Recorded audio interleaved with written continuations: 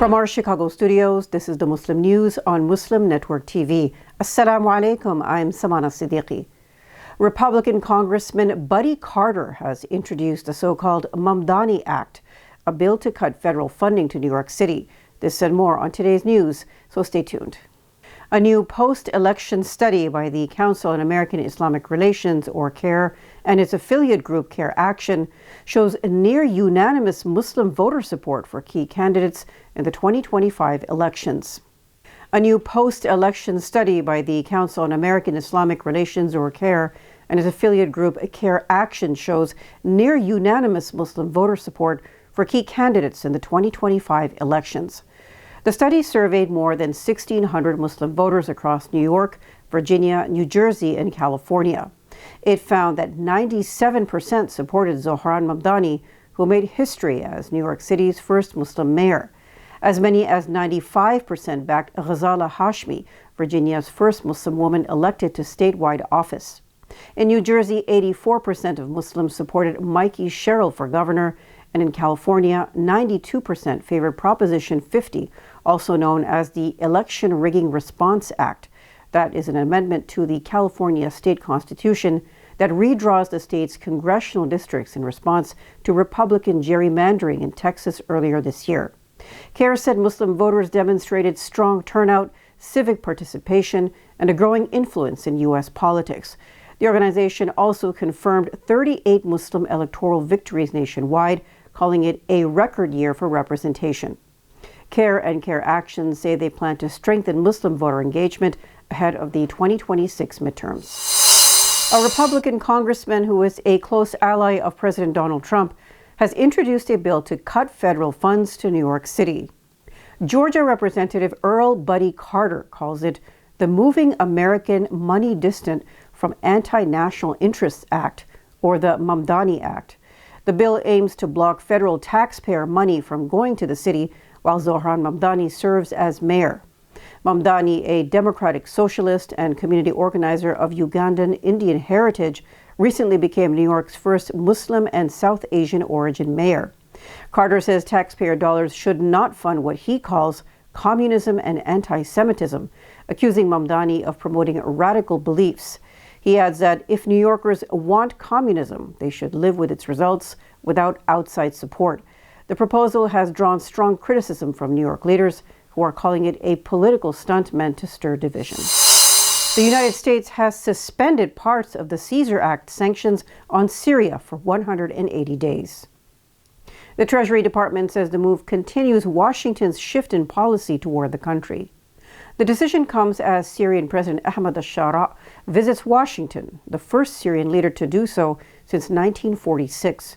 The suspension halts most penalties under the Caesar Act, except for transactions involving Russia or Iran. Sanctions remain in place on Syria's former President Bashar al-Assad and his inner circle. Secretary of State Marco Rubio says the relief supports Syria's new government in rebuilding its economy and restoring global ties after the fall of the Assad regime last year. President Donald Trump began easing sanctions after meeting Shara in Saudi Arabia earlier this year. The U.S. has since lifted Syria's terror-related designations, which analysts say signals a major diplomatic thaw after decades of confrontation. The Latin Kings street gang in Chicago has reportedly ordered its members to kill U.S. Border and Immigration agents, according to Customs and Border Protection, or CBP. The Latin Kings are one of the largest and most violent gangs in the United States, known for drug trafficking, extortion, and violent attacks. CBP issued an internal alert saying gang leaders gave a shoot-on-sight order against federal agents involved in immigration operations. The warning followed an attack on agents in Chicago's Little Village area, where shots were fired and a Border Patrol vehicle was hit with bricks and a paint can. The Department of Homeland Security says death threats against agents have risen sharply, describing an 8,000% increase in recent months. Tensions remain high as protests continue against the Trump administration's Operation Midway Blitz, which targets undocumented immigrants across Chicago. British Muslim political commentator Sami Hamdi is set to be released from U.S. Immigration and Customs Enforcement, or ICE, custody. He has spent more than 2 weeks in detention. His family says he will return home soon. Hamdi was detained on October 26th at San Francisco International Airport after U.S. officials revoked his visa. The Department of Homeland Security said the decision followed comments he made that were seen as sympathetic to Hamas after the October 7, 2023 attacks on Israel. The Council on American Islamic Relations, or CAIR, which represented Hamdi in court, called the detention retaliation for his criticism of Israel and a blatant affront to free speech. They added that there were no criminal or security charges against Hamdi. In an interview with The Guardian in late October, Hamdi's wife, Sumaya Hamdi, called the allegations against her husband outrageous. She said videos were edited in a way to frame him and produced by the Middle East Media Research Institute, or MEMRI, an organization known to be anti-Muslim, anti-Arab, and Islamophobic. MEMRI was co-founded by Israeli ex-intelligence officer Yigal Karman and Israeli-American political scientist Meirav Wormser. A self-styled New York imam is under fire for leading a Muslim delegation to Israel during the Gaza genocide. Details coming up next, so stay tuned.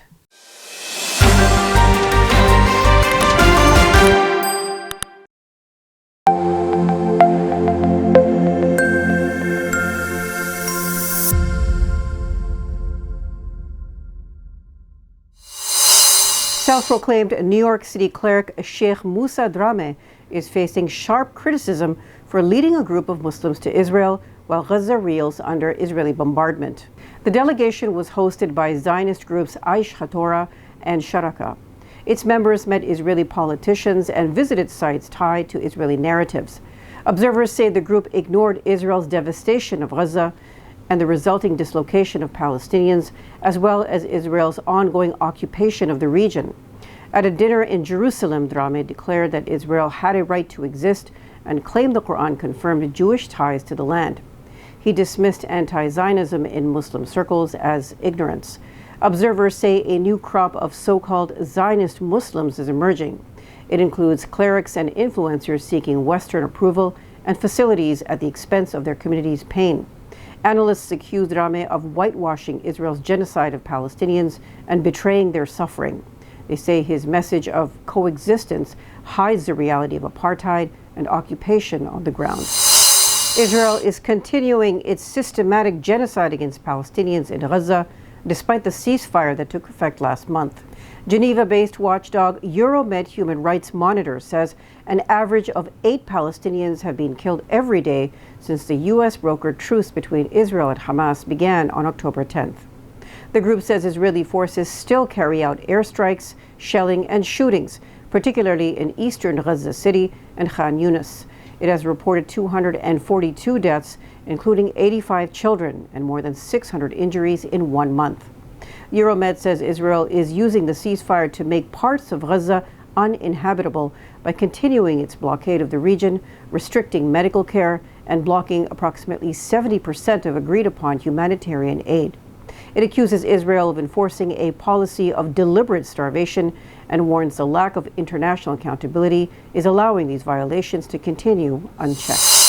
Israel has handed over dozens of Palestinian bodies as part of the ongoing exchange deal with Hamas. Many of them were unrecognized, some showing signs of severe abuse. 38 unidentified Palestinian bodies held by Israel were buried Monday in Gaza's Deir al-Balah. The burial was supervised by the International Committee of the Red Cross and Gaza's Civil Defense. Civil Defense member Mohammed Abu Shamala said many bodies were decomposed and bore signs of torture. He called Israel's withholding of corpses a violation of human rights. Officials say each grave was numbered to help in future identification. Palestinians see this as another reminder of the human toll and dignity denied them by Israel, even in death.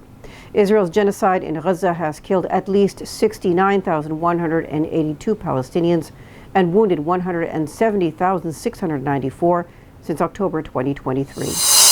At least 13 people have died and 13 others were rescued after a boat carrying Rohingya migrants capsized Monday near the maritime border between Malaysia and Thailand. Malaysia's maritime agency said 7 bodies were recovered on its side, while Thai officials found 6 others. Search and rescue teams have expanded operations across more than 250 square nautical miles as more victims are feared missing. Officials say the migrants had left Burma on a large vessel carrying approximately 300 people. The passengers were later moved to 3 smaller boats. One of them overturned, while the fate of the other 2 remains unknown. The Rohingya continue to flee persecution and civil war in Burma. Many risk their lives crossing dangerous seas to reach safety in neighboring countries like Malaysia, Thailand, and Indonesia. A leading mosque organization in the Netherlands has called on the government to appoint a special coordinator to tackle rising Islamophobia. The organization K9, representing more than 250 mosques, says discrimination and threats against Muslims have sharply increased in recent months. The group argues the current framework is not enough to handle the scale of the problem. K9 spokesperson Joram van Klaveren says anti-Semitism already has a dedicated coordinator and called for equal attention to Islamophobia. He notes that Jewish institutions received over $1 million for a security fund, while Islamic centers have received no similar support. Recent studies by Dutch universities have found anti-Muslim bias persistent and increasingly normalized across the country. However, Rabin Baldeswing, National Coordinator Against Discrimination, has rejected the proposal, claiming it could fragment existing policies. Acting Interior Minister Frank Regaard also backed a unified approach to fighting all forms of discrimination. At least 12 people were killed and approximately 30 others injured in a suicide bombing outside a district judicial complex in Pakistan's capital Islamabad on Tuesday. The blast tore through the main gate of the courthouse, shattering vehicles and scattering debris across the road. Doctors at Pakistan Institute of Medical Sciences said several victims arrived dead, while 3 remain in critical condition. Witnesses told Muslim Network TV there was chaos as lawyers and civilians ran for safety. The Pakistani Taliban claimed responsibility, saying it targeted judicial officials enforcing what it called un-Islamic laws. Interior Minister Mohsin Naqvi confirmed it was a suicide attack and ordered a full investigation. Pakistan's Prime Minister Shehbaz Sharif accused India of orchestrating the assault, calling it an act of state terrorism. Security remains tight across Islamabad. Surgeons in Scotland and the U.S. have successfully carried out the world's first remote stroke surgery using a robot. Professor Iris Grunwald of the University of Dundee performed a remote thrombectomy, the removal of a blood clot, from Nine Wells Hospital. The operation was conducted on a human cadaver located elsewhere in the city. Hours later, Dr. Ricardo Hanel in Jacksonville, Florida, performed the same procedure remotely across the Atlantic, more than 4,000 miles away. Experts have described the breakthrough as a potential game changer that could transform stroke care, especially in remote areas where access to specialists is limited. Grunwald said the success proves the technology's potential to save lives by cutting treatment delays. The University of Dundee, a global stroke training hub, said this could mark the beginning of a new era in robotic medicine and equitable healthcare access worldwide. That's all from our Chicago studios tonight. Thank you for watching Muslim News. We are a community channel dedicated to bringing you stories you can trust. Please like, share, and subscribe to our content. You can also comment to let us know what you think of our coverage. Please donate now by visiting muslimnetwork.tv/donate. For more content, keep watching Muslim Network TV. Salam.